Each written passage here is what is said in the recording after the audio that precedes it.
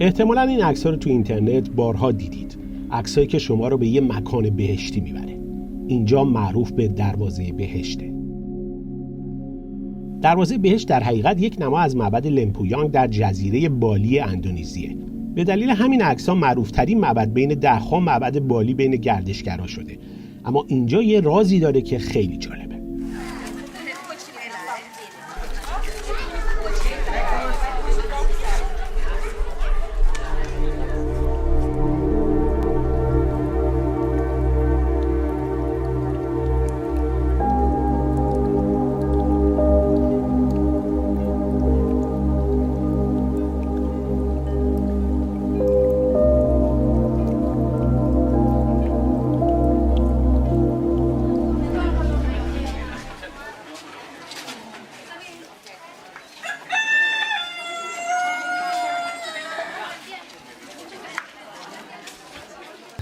این صف طولانی عکس گرفتن در دروازه بهشته. گاهی بیشتر از 1 ساعت طول میکشه تا نوبت شما برسه. بعد میتونید داخل دروازه برید و عکس بگیرید.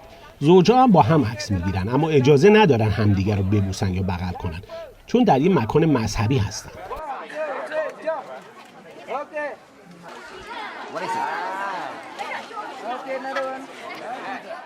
یکی از راهب‌ها نشسته و افراد رو به ترتیب صدا میزنه، موبایلاشون رو میگیره تا براشون عکس بگیره.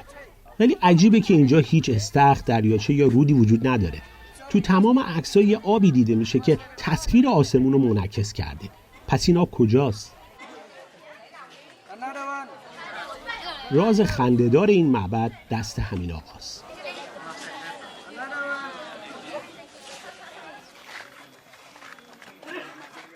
اون یه تیکه شیشه دودی داره که زیر لنز دوربین موبایل نگه می‌داره تا توی عکسی استخر زیبا به نظر برسه که تصویر آسمون توش افتاده.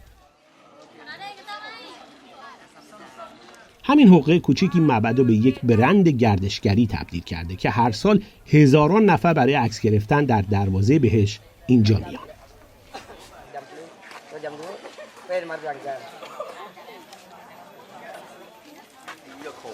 Okay, 那个 outside. This way.